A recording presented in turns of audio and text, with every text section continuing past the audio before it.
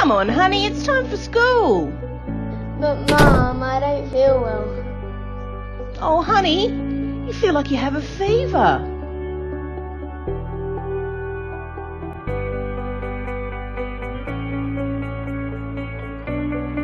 Let me check your pupils. Oh, I know what fever this is. Directly under the post, loom for him at dummy half. On to Marcus Marsh. Gives the ball out to Hasselman. Hasselman's got plenty of room to move. To Schmoodle. Goes the line. He's over. Good footy, boys. They had the numbers, Aberdeen. They had the score, but Schmoodle in a good dry part of the field showed great strength. And Timmy Bridget, dummy half. Long pass out the back to Jake Watts. Into Topless. Topless has found room to move. He's under the posts. Game lead, 8-6. Great job at Thomas again. A little change in direction again. We talked about it early. A little step off the right, then the left, and straight under the pace. Yeah, just a change of direction and pace. The defence came up hard, Bomber, and gave Hayden topless. Well, welcome to another session of On the Couch for the Bengalla Group 21 Rugby League competition. Steve Reynolds and Benko, of course. Benko, we've got guests finally. Yes, finally, we've got two very special guests here this afternoon. Bomber couldn't make it again, so Bomber, in your absence, we've got two very capable people sitting on our lounges tonight. Were you stuttering there for a word to find? I couldn't find the adjective, mate. Culpable, capable. Pete Fitzsimmons, Yeah. how are you? President of the Aberdeen Club, welcome. Mate, thank you. Yeah, good to be here, mate. You guys do a fantastic job, so whatever we can do to help support the growth of rugby league and in the Group 21, mate, yeah, we're all for it. And ANZ Stadium, of course, behind us. Foxy, have you ever done a show in front of ANZ Stadium? With clothes on? First, hopefully a few more to come, mate. Have you done one with clothes on though? Yeah, always get clothes on, mate. I'm a good boy. Straight from work, look at you. Yeah, Benko, last weekend we of course didn't have the luxury of having you down there at the Singleton game, but Matty Edwards and Bradley Schultz stepped up again. Bradley Schultz been there as part of the team, but yeah. Matty Edwards, geez, it was great to have that referee's knowledge. Well, yeah, I mean, anything that can enlighten us on why the referees blow certain penalties and why they don't blow certain penalties is extremely helpful. It wasn't just helpful, it was an education in it. Like Matty Edwards, if you watch the game back, he takes us through everything of why it was, the dominant tackle. There was some hands in there on the ball, whereas Singleton were doing the same as Scone, and it was like, well, hang on a minute, why are they penalising that side and not that? And he said there's some 50-50, but then he went on to say, like, why the dominant tackle, and you got that extra time. But we got told there wasn't a surrender tackle. It's classed as a strong tackle. Yeah, no, the surrender tackle though, you've got extra time to get off them. Yeah, so I still think it's a load of ridiculousness because one-on-one tackle around the legs, boys, is not classed as a strong tackle. Now, for the life of me, I just cannot fathom how that is not a strong tackle and the guy that puts his head down and tackles the proper way a tackle should be made, Fitzy, is not deemed as a strong tackle. You tell me, how many times has Jake Travojevic been ripped off from a strong tackle because he's doing the right thing and tackling around the legs? It's ridiculous. If Shane Hayden can come here and explain to me, please, Hainesy, come and explain to me, mate, because it's doing my head in. I think Shane Hayden, if you look back at the videos, you need to come and the commentary. He's been calling you out a lot lately. So. Well, tell me what the difference between a strip and a loose carry is for a start, Hainesy. Fair income. Shane Hayden called out by the great man Paul Benkovic. Now, Paul, joke. Before you brought in the memorabilia that you spoke about last week. Well, I did. For all our fantastic viewers, Foxy hasn't seen it. Fitzy has.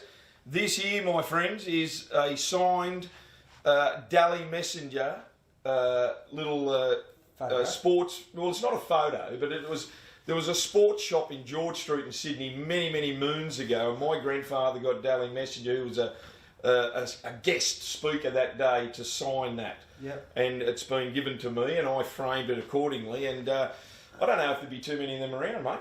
Oh no, more especially personally signed. Yeah, I got it out of the vault today. The vault today. I'll tell you who else would have some pretty decent memorabilia. I know that like Sue Milton and Doc keep a lot of things down at their house, but Dick Varley, that man through the Musselbrook years and all of Group 21, has kept just about everything. I think he might have had the first ever jersey that was ever made. Well, if Dick hasn't got it, no one has. Yeah, pretty much. Fitzy, the club up there at the moment, how things travelling? Yeah, look, it's been a disrupted start to the year with us, like cancellation of the Scan and Seal, cancellation of a trial match from Cobar at short notice. We came into the season under-prepared, and we're slowly building. As I said, like Scone, obviously the team at this stage to beat, but as we found out last year, it's a long season, and when you've got the target on your back and every other team's only focus is to win that one game, the grand final. Well, I mean, winning a competition's great as a player, but as you know, being involved at club level too, Foxy, it's hosting, and you know yourself, hosting the grand finals where the money's at. Yeah, definitely. Yeah, it's just more than a football game, really. The clubs want to host that grand final, and you know, I'm sure Aberdeen's going. Every club's the same. You're pushing for that. It's great to have your sides in the grand final, but to host that grand final, those major semis, those big marketing employees are definitely a help. It's massive crowd too. You get a big crowd. In Muswellbrook in 16 and 17 were lucky enough to host 2 grand finals, and you know, it was just an amazing day down there. The atmosphere is incredible, and it does a lot for the game of rugby league in general. So. Absolutely. And you know, we are businesses at the end of the day. Like, well, we're not. We're muppets on the couch. But speak for yourself. Yeah, but the clubs, you guys are businesses. The groups are business. So at the end of the day, you've got to make those business decisions. Well, it is. It's turning into a big business, because as you know, players these days won't put themselves out unless they're paid. Yeah. To do it, you know, and it's a busy lifestyle for everyone's minds, things. I know, shift work, but yeah, as I said, unless they're getting paid handsomely, like it's hard to get players, especially little towns like Denman and Aberdeen and whatnot. You know, that we've only got less than 2,000 populations, and to consistently field a good team, we have to go out and buy players. So, can we sustain it, Fitzy? Well, it's a lot of hard work. Like no doubt, our committee is fabulous. We do so much fundraising. Yeah. Like we do bacon and egg rolls every week. We do the Newcastle car races for 3 days. We do the Highland Games, catering for that. We do a lot. So there's a lot of business activities outside of football. Yeah, to raise the funds to run these things, and it's disappointing that we've dropped back to 4 teams, and it makes it harder to, you know, especially with the draw we've had at the start of the year. And I know that back half of the year we get a lot 5 out of home, 8 at home games to finish with.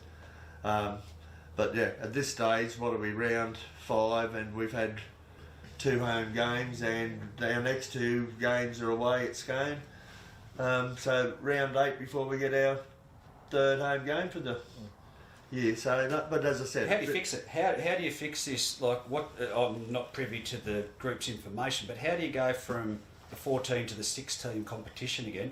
Like, there's got to be obviously a reinvestment and time spent now promoting rugby league, getting into what's happening. Is there much behind the scenes? I don't know what is actually happening, but what needs to be done, I feel, is the group needs to get Greater Branxton and Muswellbrook involved in talks as soon as possible, and so what's the plans for next year? Tell us a business plan, so to speak. Yeah, business. And we need to see a business plan from the group. Like, what's their plans going forward? What do they plan to do to bring this back to a I think that's fair. A 16 competition, and because it gets harder and harder every year. Like, sponsors sign up. They signed up, you know, for a 16 competition. Now we go 4. You know. At what stage, Fitzy, will Country Rugby League say we may need to step in here? Well, I think towards the end of the year, if our group hasn't got something down, like a plan for next year, or some sort of protocols in place, what are we going to do? Because at some point, Country Rugby League might say, well, to hell with it, they might go something radical. They might go completely radical and say, well, okay, let's look at it this way. Let's go Grew to Brankston, Singleton to perhaps a Newcastle Hunter competition. I'm just saying, yeah, I know. And we can say, well, look, we'll get Katingal, Gunnedah and the Tamworth sides and Werris Creek and come all down to Group 21. That's I've said that's a band-aid solution previously, but I actually think that'd kill country rugby league, to be honest. I don't think they'd be stupid enough to do that. It'll kill country rugby league. Yeah.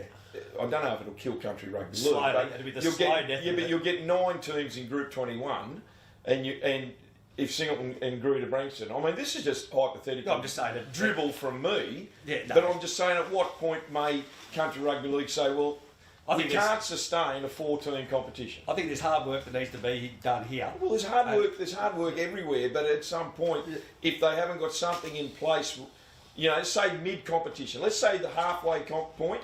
If something hasn't been submitted, well, is country rugby league calling for it? I don't know. I'm not privy to all that garbage. Have you seen a business plan? Do you know a business plan? No, we know of no business plan, and we would love to see a business plan before the end of the year, because I think the end of the year's too late.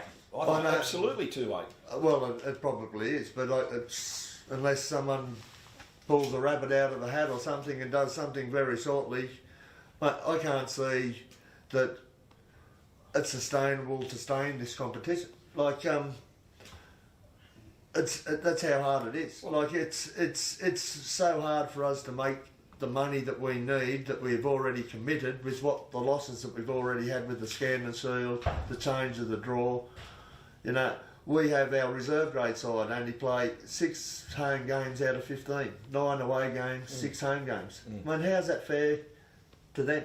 It's a hard look. That draw in itself would have been a hard one to work out. I know the draw is hard, but we've got 8 ladies' league tag teams, 8 reserve grade teams, 4 first grade teams.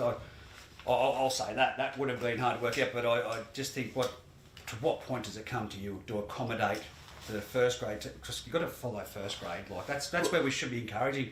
I wasn't a big fan about Muswellbrook going to the reserve grade team. I've been outspoken. I gathered that. So you have over the past few weeks. Oh, just a little. So look, I mean they did what they did in the best interests of. Yeah, well, you have a duty of care to your players, and if you don't think that you've got a team that's going to be competitive in first grade and they're going to get beaten up week in and week out, well, maybe with what they had at the start of the year, they had no other options. But disappointing. I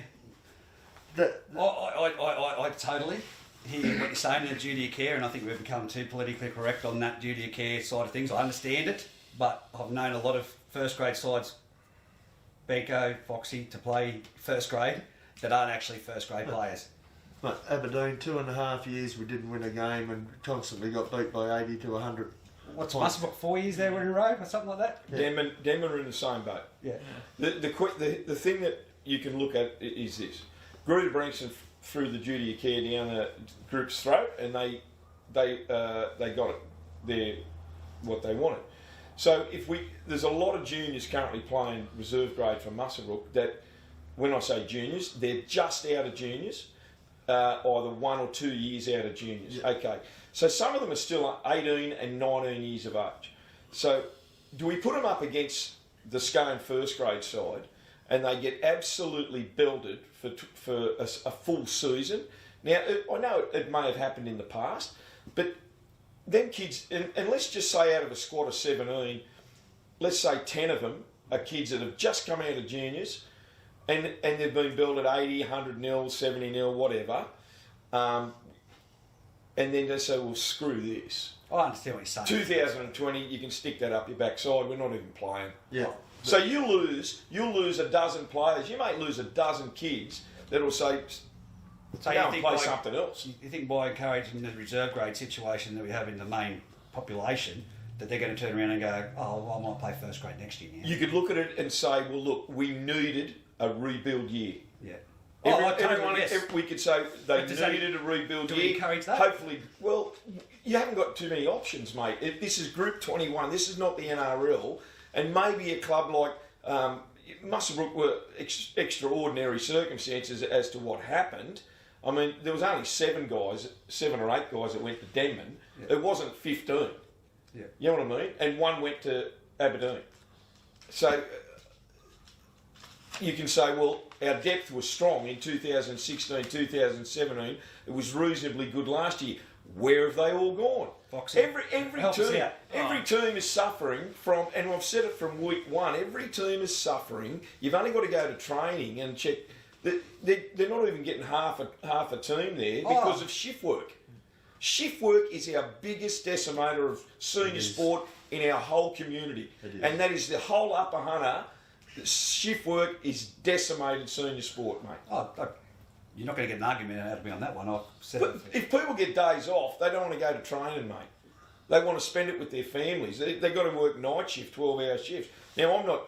I've done it for 20 years. I still want to see it happen, but like Fitzy said, we need these volunteers. People are volunteers. It's got to come to a point where, screw this, I'm not volunteer. I couldn't be bothered going out in the winter months. You know, you're really relying on people's passion for the sport. Yep. So that it'll survive, and that's what you're relying on. So that comes back to, what are we doing to fix it then? Well, it's above my pay scale. Okay. Well, that's not hard. That's it, ladies and gentlemen. Here we go. Bring you into it, Foxy. Well, what's your thoughts, mate? Yeah, just definitely. I think moving forward, like we can talk about what's happened in the past and why we're here where we are now, but it's just putting an action plan in place to sort of get players back on board and ready to go for next year. Like from Musbrook's perspective, like we lost, the 7 or so blokes to Denman. We lost Jake Hardy back to Singleton. Yeah, well, there's we one. Lost, Jason Hovey, who's gone to Aberdeen. Bailey Ellis is down in Curry, and then we've lost, Dylan Thorne and Bailey Wood, and those sort of blokes that have got work sort of commitments and that sort of stuff. So Paulie Dengate, like myself, I've got a new job. Like there's blokes who've got new jobs, families, and like other commitments. So it's just, at the end of the day, if you've got lives outside of footy, as tough as it can be, but just need more people to, I guess, put their hand up and try and get more players down there. We started off pre-season this year struggling for numbers, but gradually word of mouth, start talking to blokes coming down, watching games, sort of had a few more faces rocking up, and the performance on the weekend, the boys are training hard, doing their right things, and like Benko was saying, those younger blokes like the Jaden Dix, the Kane Kabilos and that, coming through the ranks, the Jacob Buttons and that, this year a reserve grade is, it's not pleasant for everyone, but coming forward next year, they're a little bit weathered against those senior figures to go up against the Scones, the Ritters and those big blokes. So talking about the big Dylan Thorne, big fella, player of the year. I saw him the other night at Harvey Norman's sale. He's just having the year off, is he? Is that the... Oh, look, I haven't really spoken to him, and I hope moving forward he's the sort of bloke that you want at the club. Not just his football ability speaks for itself, but he was always, he's always at the raffles. He's a clubman. He always took the time out to speak to the reserve grade blokes. He's one of those blokes that just got along with everyone and helped out where he could. So, look, I hope moving forward next year that the Rams can get him back on board. That'd be great for the club. So, definitely. We'd like to see a very strong competition, but at the moment, the 4 teams we've got are quality teams. They're 4 quality sides, and we'll go through last weekend's results. In first grade, Scone 46, Singleton 14. We called that game. Schultze said, look, if we get within 20 with the team, because they had a couple out, he'd be happy, but that was during the call, but I said I don't think it's going to even get to that. I think it'll be a much closer match, but it just blew out.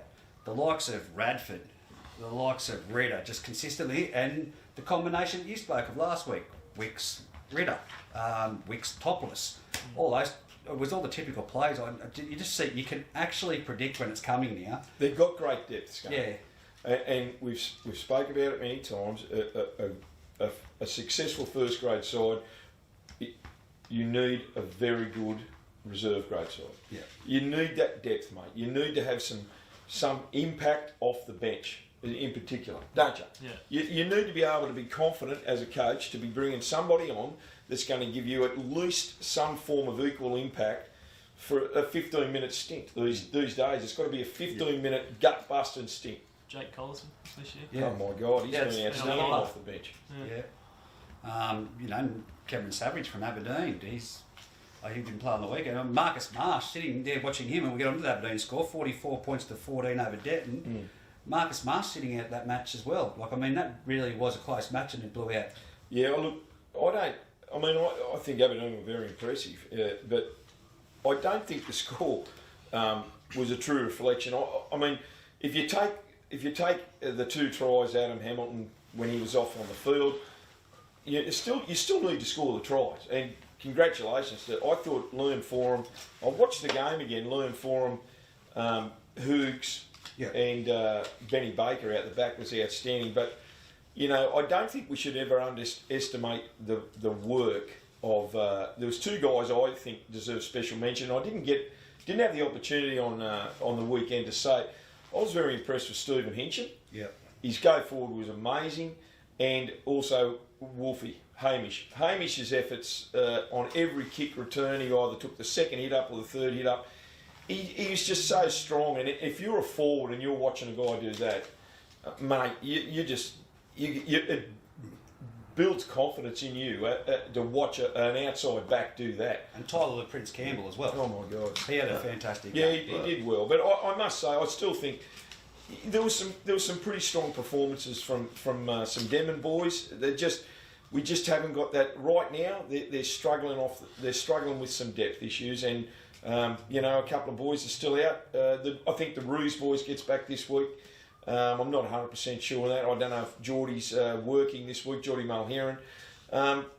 So they're still finding their feet. They're trying to get that really good combination going. I still believe in the side, and I think that'll happen. Maybe not till mid-season, but it'll take a bit of working out. Well, Benko, as I said before, it's a long season, mate, and Scone are looking the goods at the moment, but they're the team with the target on their back. Oh, hell yeah. And there's only one game that the other 3 teams all want to win, mate, and every team's in the semi-finals, and come the semi-finals, it's a whole new ball game, and no guarantee Scone will be playing in the grand final. Well, the whole mindset changes, Fitzy, doesn't it? Come semi-final time, you can be as confident as hell going into a semi-final, but you know it's a different mindset. You've got to, you know, a new belief will come into play. You know, and I mean, congratulations to Watsy. He's got them firing on it. Everything at the moment, it's outstanding. But sustaining that excellence is very, very hard. Most definitely. Oh, look, I asked the question of the boys down there, Matty Edwards, and because I throw it at you guys on the couch, I asked Matty Edwards and Schultzy, can they be beaten? And, you know, Schultzy's answer, of course they can be beaten. Any team can be beaten. I said, will they be beaten? Both of them said no. Do you agree with that side that you see out there, Foxy? Yeah. Look, like you're just saying, anything happens in finals footy, like you only got to turn up, and especially with only 4 sides, they're all guaranteed that final spot. If they turn up on the day, anything can happen. But yeah, Scone's depth, like you're just talking about, their reserve grade and even some of their 18s coming through this year into the senior ranks and doing the job. Like take Bradford out of that side, as our late mail has it. If he leaves, if he's heading overseas, round 8's his last round, that changes things, sort of, with their go forward. The go forwards will suffer slightly. It will suffer significantly because it's not only his go forward, it's his defence, his line speed off the mark. He's been sensational this year. Like he's gone to a different level than what he was last year, Radford, and he's every game. The both games we played him, he was Scone's best player against us. Like his line speed, his go forward. It's a big loss. Yeah, mate. You take him out. I personally think Aberdeen have just as much depth in both grades as Scone. We haven't showed it yet. Disjointed start of the year, teams playing at different venues. Come after June, you will see Aberdeen go up a couple more levels. And is Marcus injured? Is he?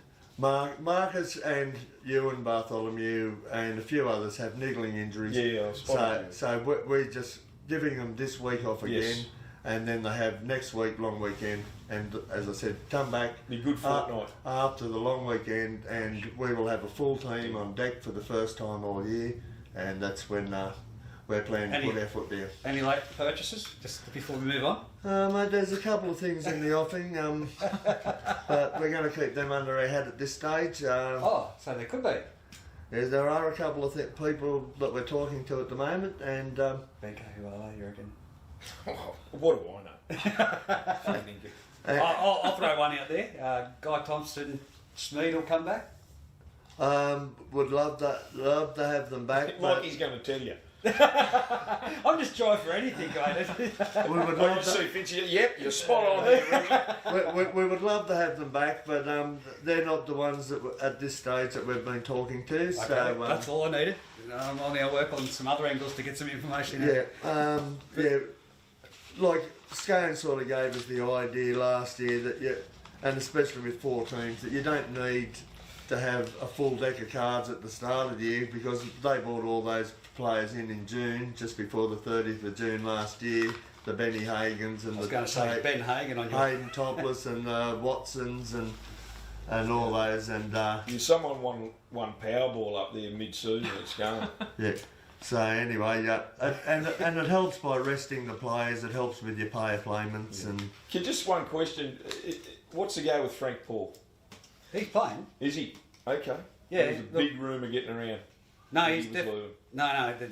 the big rumour is that he's got shift work. Look, I did hear that he was a little bit.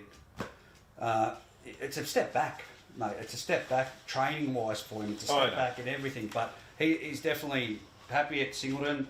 Being down there on the weekend, and you don't just take word for its word from the coach or anything like that. I mean, Jai's good for his word, and he's coming in on the couch in a couple of weeks. So I better be careful. But you poke and probe, mate. The bloke's happy. But what a fantastic addition to the group. Like when we played Singleton the last game, little Jager Hasselman went up and asked for an autograph. He ended up getting Frank Paul's boots and an autograph and a picture. And mate, just that's to give back like that, and to look at little Jager's face after that, mate. He thought it was Christmas again. Like Well, Benko just gave me a signed daily messenger. Oh, mate, he's a lovely bloke. That'd probably be worth a bit, too, mate. It might be retirement. Yeah, just keep your eyes off that. Reserve grade Merriwell 32 defeated Murrundi 12. Aberdeen 22 defeated Greater Branxton 8. That game, of course, called short with the only 9 players that were there from Greater Branxton. Scone 26 defeated Singleton 12. Muswellbrook 44 defeated Denman 0.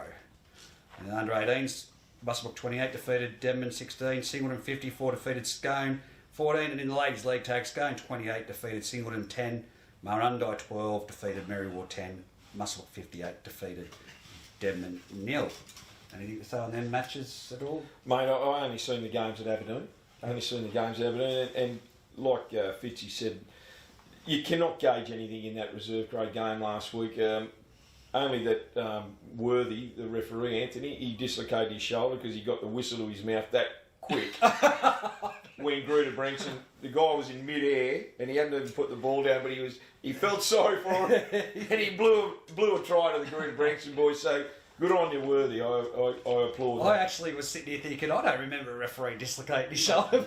Well, great description. Of course, it's tongue in cheek, but it was good that he did that, and it give them some some bit of confidence, I suppose. But you can't gauge anything. Only to say that Aberdeen still looks strong in reserve grade, like you were saying, Fitzy. And the juniors. Well, there's no juniors. There's only 2 games up there, so it'd be interesting to see Foxy's take on a few ladies' games. That's what I was going to say, Foxy. The ladies' league tag, his guys had a great win out there at Denman, and the reserve grade boys backed it up, and 18's 3 wins. Yeah, it was good. Good for all the boys and girls at the club to get 3 wins for the 3 games on the day. The girls, started off well against Denman. Just good confidence boost, sort of on the back of a rusty performance last week against Scone, and had a couple of girls out, a couple of girls new to the game and that, so we got a lot of game time, and the team's going in the right direction. Lost a lot of young girls at the start of the year for different reasons, which a lot of speed, a lot of talent out of the side, but the girls are starting to come together and sort of play as a bit of a unit there, and I guess combination starting to work. Yeah, starting to unravel in all the right ways, I guess, moving forward into the season and towards the finals, which is good for us. And with the 18s, it was actually a really good game. The Muswellbrook and Denman sides were pretty much neck and neck, going try for try. Denver were pretty much on top there, sort of at half time, leading into half time, and I don't know what Stevie Dengate had in his water, but he came alive in the second half, and yeah, he made 4 or 5 line breaks. That left foot you were talking about the other week, Reggie, and yeah, he got the boys back into the game and just pretty much took the game by the scruff of the neck. He's a freak, that kid. He is a dead set freak, Stevie Dengate. And of course, like I said, the Muswellbrook ladies had the 2 breaches, so to take 2 lots of 2 points, you guys would have been sitting equal top at the moment. In the ladies' league tag, of course, Scone on 10 points, Murrundi on 8, Muswellbrook on 6 with a deduction of 4. They would have been on 10. Merriwell 5, Aberdeen 4, Singleton 3, and Devon 0. They will yet to have a win. The girls out there, everyone goes through it, but they're turning up. That's what I've been impressed with. Well, our girls are yet to have a win too. We've had 2 buys. Oh. They're turning up, though. That's what I like. It's interesting that you say that because I just noticed there's a couple of teams that haven't had any buy. Yeah. You know, the Murrundi girls and also the Singleton lasses, they haven't had a buy at all. But, Well, we had 2 in a row. Goodness me. You want me to do the under 18 point score, Reggie? Singleton are on top on 10. The Aberdeen Tigers are on 8. Muswellbrook Rams are on 6. Scone on 4, and the Devon Devils languishing at the bottom on 0. So look, Singleton have set the standard there early, Reggie. They've had no losses. They've all had buys. 4 wins from 5 games for the Greyhounds. Yeah, good strong 18 side. Yeah, very tight game against Aberdeen in the 18. Singleton down there. Could have gone either way. It was only a penalty against Aberdeen while they were in possession of the ball 10 metres out from the. I did see that. Yes. From the Singleton line, which changed the game when we had 6 tackles up our sleeves and. Incorrect play the ball, wasn't it? Incorrect play the ball. Yeah. Geez, they're clamping down on that this year, aren't they? Are they? Coach killers. Yes. Oh, okay. They are coach I killers. didn't see one last week. They're committee killers too when you sit up. I didn't see one penalty up. There was no penalties up at Aberdeen for an incorrect play. Jesse gave away one. Oh, did he? Yeah. Oh, okay. Definitely. Because he did the. All right. I'm not falling for that, mate. Merriwell, 10 in reserve grade, out on top. Scone, and Merriwell undefeated, of course, too. Well done to them. Scone in second, Aberdeen on third, both on 8 points. Singleton on 6 points, Muswellbrook on 4, Devon 2, Murrundi 2, Greta Brankston 2. So, first grade, big fella. Okay, I'll do it. Scone. I thought you were talking to Fitzy. Scone are out in front on 10, undefeated, 5 from 5. The Aberdeen Tigers are on 6. Singleton and Devon are both on 2 points. They've had 1 win each. So the top 2 play this week, and the bottom 2, Singleton and Devon. This is a very crucial game this week, Reggie, for the Singleton Greyhounds and the Devon Devils. A very big game this week for those 2 teams out of Denman. And the last time they played out there, this will be the 3rd time they've played each other in 6 matches. And they've got a win each over each other, one at each other's home, their own home ground, I should say. So I don't think there's going to be a lot in it. No, and the day starts at 1 o'clock on Saturday with Denman and Singleton taking battle in the ladies' league tag. Under 18s at 2 o'clock. In 310, it's the reserve grade match, and first grade, it's the big one, the big dance. What do you think? Who's your tip? Denman, Singleton, first grade. Depends. If Frank Paul's playing, which he has a medial strain, so I'm not sure of his availability, but I would think that Singleton might just get away with it if they had a full team in. But there'll be very little in it. As Benko was saying, a lot of improvement in Denman to come. And that game was no indication of the score last week. I was extremely worried at half time that we're in a world of trouble. But came out and we lifted a couple of gears in the second half, and a bit of fatigue set in with the Denman boys and whatnot. And it was a good first half of football. It was a good first half. It was a really good first half of football. What's your tip, Fox? Yeah, I think it'll be a close game. Like saying, Denman, that first half against Aberdeen, they were right in the game, and probably in that second half when Hemway got sin binned and a couple of cheap penalties and those sort of things sort of let him down. But I think, Logan Ellis debuted and I thought he had a great game, his first game, with his brothers Daniel and Jacob, who I think both been playing good. if those three can sort of start getting their combination building week in, week out, and Joshy Scrimmager and Stubbs and the boys keep laying that platform, Gretchy starts starting out, I reckon they're going to be thereabouts come the right end of the season. So. Well, I'll ask you this. Gretchy's kicking game from dummy half. Outstanding. I said it last week that that's where it needed to go. His first half was outstanding. There's a couple of stop-starts in the second half, but it still continued. At least, I don't think one ball went over the dead ball line. No, not from memory. No, and his first half kicking was outstanding. I liked his. To a point, their defence was pretty good. It was just a couple of dumb things that happen again, and every team's guilty of dumb play. We all do. I don't have to go over it, but look, I'm hoping they can turn around this week and get a victory. They need to this week. This is the one. Absolutely, mate. Leading into the break, so. Merry will also take on Greater Branxton out there in the reserve grade. Long trek for the Merrywall for the Greater Branxton boys, but head up. There's only 9 of them last week. Hopefully they drag a few more. Because it'll be a great bus trip back either way to build the club for bonding sessions. So good luck to them boys that they play at 3:10. On the Sunday match, Scone take on Aberdeen in first grade, but in the ladies and the reserve grade, it's Scone versus Murrundi starting at 12:30 up there at Scone, which also sees Musselbrook on Aberdeen take battle in the other 3 grades at Musselbrook from 10:20, 11:20, 12:30. Geez, that's a bit all over the shop, isn't it? Full on. I'm going to try and get up to Scone on Sunday because I'll be really keen to see the ladies. The ladies' game is going to be a cracker. Yeah, Scone Murrundi girls, they really turn it on when they're up against each other. So very keen to see how they go against each other. They haven't played each other this year, have they? No, I don't think so. No, I mean I'm asking that question as if I should know, but because the draw's a bit shot. Like a shot duck all over the place, but you don't know. But it'll be very good. First place, second. Yeah. So well done. And I reckon it'll be a great game. And as for first grade, I do agree with Fitzy what he says. I can see a lot of improvement left in the Aberdeen side. I really do. And Scone won't be able to afford to get 1 ounce of complacency in their game.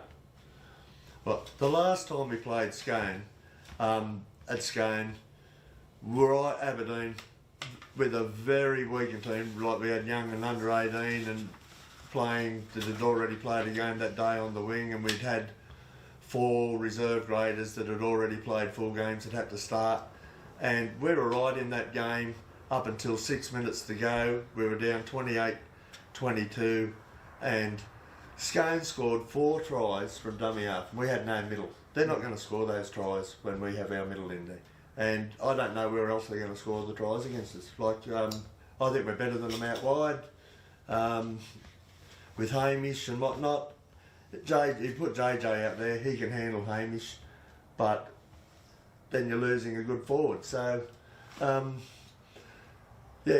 It's a bit cool. I see what you're saying. It's going to be a great battle in the middle, but take nothing away from Scone. It's their structure. They play a great structure of football and they execute. Their execution is if just the slightest crack in that defensive line, like someone shooting out with Ritter and Topless floating around, like I said, you can predict it. You can see it. They've got bodies in motion where some clubs don't. Their defensive line is off that line and meeting it. I think they gave away 1 or 2 penalties. It could have gone either way for being offside, but they're off that line. Right.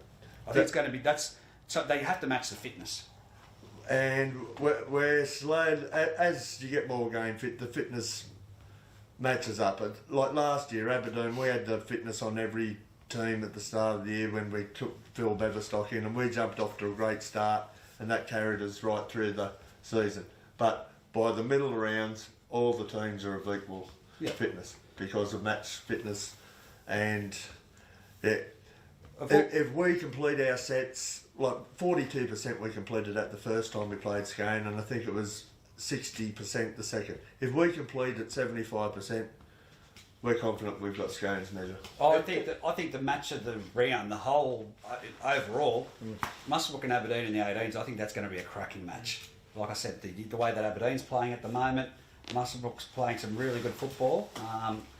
I think that's going to be fantastic. The Muswellbrook versus Aberdeen females game, of course, before it would be a good one, but Scone versus Murrundi in the ladies, but Muswellbrook and Aberdeen in the under 18s. I think wow. Have you seen many first grade games, Foxy? I have seen a few, yeah. What's your tip for the big one there on Sunday?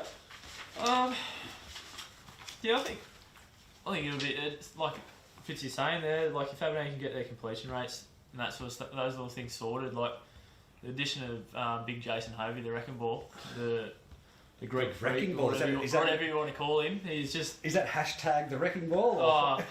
The atomic bomb, as we called him last year, he can be anything. Like, his runs are so powerful, it takes...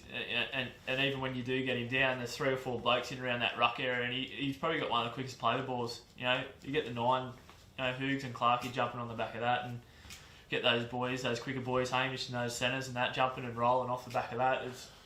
You can get the jump on Scone. I think that's where you got to start with, and get the jump on him, and then just complete and get on the back of Liam Foran's kicking game, just ground it out really. What's your tip? Oh, I'm going to go for a Scone victory, but I don't think it'll be a blowout. Yeah. I mean, they're averaging 40 points a game, the Scone boys. So home ground will certainly help them, but I do not think it'll be a blowout like previous games that they've had. I'm really keen to see the fixtures Scone play Aberdeen after the long weekend. Yeah, whenever that may be. I haven't got that on me at the moment. No. But, I'm guessing with the 14 competition, it won't be too far away. Yeah, we play them again immediately after the long weekend. There you go. That'll be a great. And that's a Scone again. That'll be a great clash. Full squads, fresh. Yeah, that'll be a good clash. And that's when we'll have most of our boys back on deck by then. And as I said, we've got a sole focus for the one game at this moment, and that's the big dance at the end of the year. Yeah. Just a quick message too that we did receive about social media too. There's been a lot of players writing comments, and as you know, being associated with any club, the social media policy, don't get caught up in it. I know there's a lot of heated and what would you say, passionate appeals about young Ryan Holman's injury. Ryan's very thankful for all the kind words, but players don't need to be putting themselves in the line of fire. So just be a bit careful with what you write on social media as a player. Language and that won't be tolerated, and I'm sure that there'd be people that they'd love to make an example of, but yeah. Well, I don't want to comment on social media. I just try to stay off it as much as possible. He's the footy fever king, actually. No, I'm not.